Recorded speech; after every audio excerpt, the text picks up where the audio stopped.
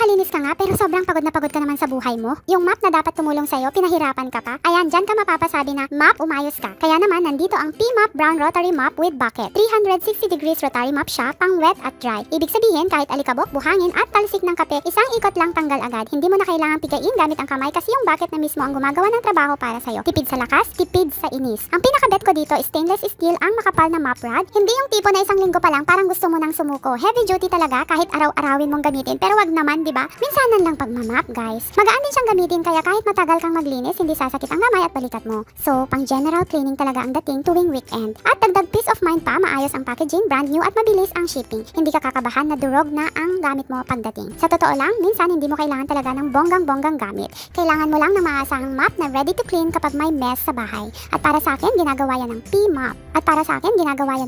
ng maayos. Kaya naman, click the link to order. Happy Shopee Day!